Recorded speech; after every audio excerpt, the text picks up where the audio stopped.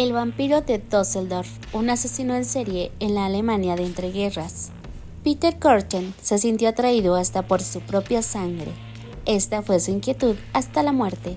Calmado y con su destino totalmente aceptado, esta fue la pregunta que le hizo a su verdugo justo antes de que la guillotina acabara con el baño de sangre que Peter había derramado sobre las calles alemanas. Dime, después de que me corten la cabeza, ¿aún podré escuchar, al menos por un momento, el sonido de mi propia sangre brotando del tacón de mi cuello? El terror en Düsseldorf durante la década de 1920 se podría equiparar a la angustia de Jonathan Harker por salir con vida del castillo de Drácula. Los más mayores recordaban antiguas noticias de un asesino que destripaba prostitutas en Londres. Habían seguido las actualizaciones en la prensa con la intriga y el morbo del mal ajeno. Pero ahora tenían el mal en sus calles y nadie se libra de temblar cuando el demonio acecha desde oscuras esquinas. Aparecían cuerpos de mujeres, hombres y niñas. Aquellas niñas degolladas, violadas, encontraban la muerte al compás de puñaladas realizadas con unas tijeras, o el son de un martillo que molía huesos, replicando el sonido de alguna especie de tambor macabro. La ciudad estaba en vilo y es que el demonio tenía algo aún peor que su maldad. Es un maestro del disfraz y siempre sorprende con la guardia baja. Peter Kürten nació en Mülheim, actualmente un distrito de Colonia, el 26 de mayo de 1883. Su familia vivía en una escasez preocupante con muchas bocas que alimentar, pues Peter fue el tercero de los 13 hijos que tuvo el aciago matrimonio. Su padre era un alcohólico violento que maltrataba a su madre y estuvo encarcelado por presuntos abusos sexuales cometidos sobre su propia hija pequeña. La violencia puede ser muy contagiosa y el ambiente doméstico persiguió a Peter por más que huyera de su hogar, siendo muy joven.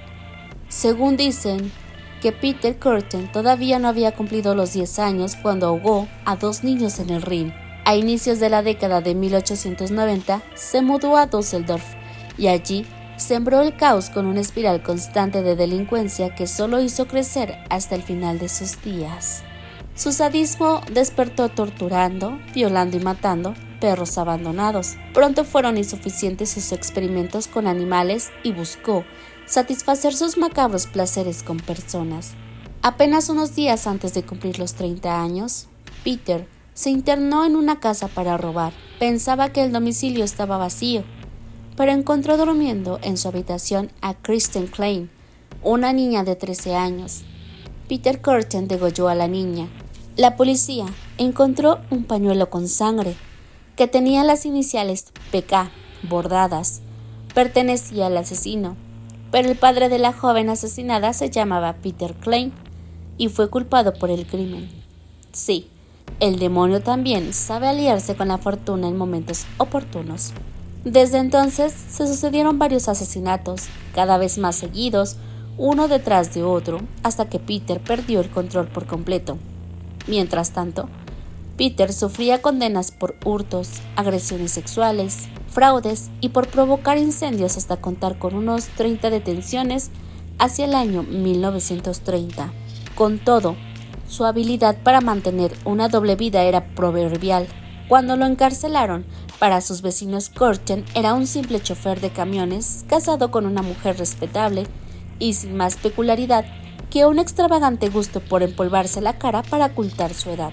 Mató a Rosa Oliger, de 8 años, apuñalada con unas tijeras, y luego quemó su cuerpo. Entre febrero y noviembre de 1929, acabó con al menos 5 personas, 4 de ellas niñas menores.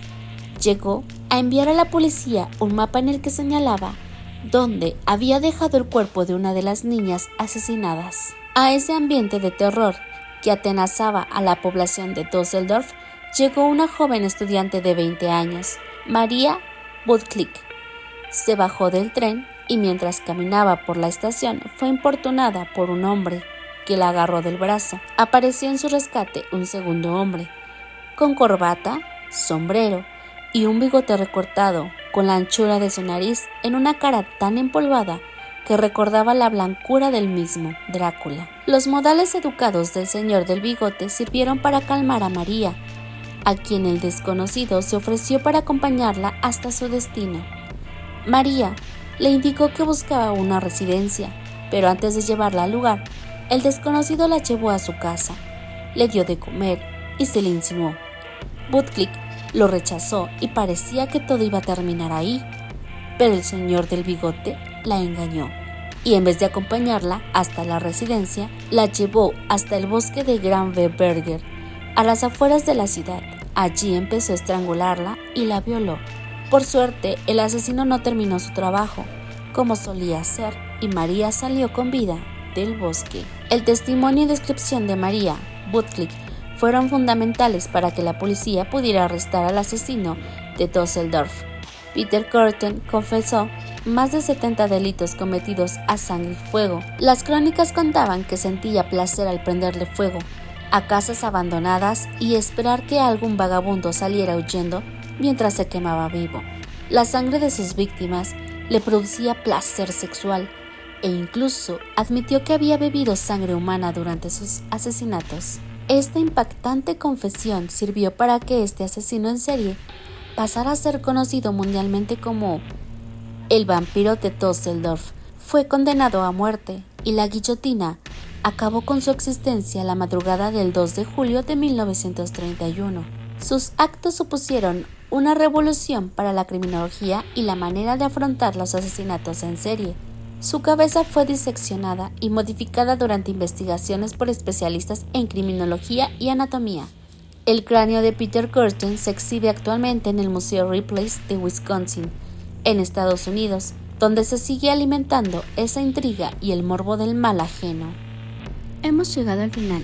Si te gustó, dale like y comparte el video. No se te olvide suscribirte y activar la campana de notificaciones para cuando subamos otro video. Nos vemos en la próxima historia.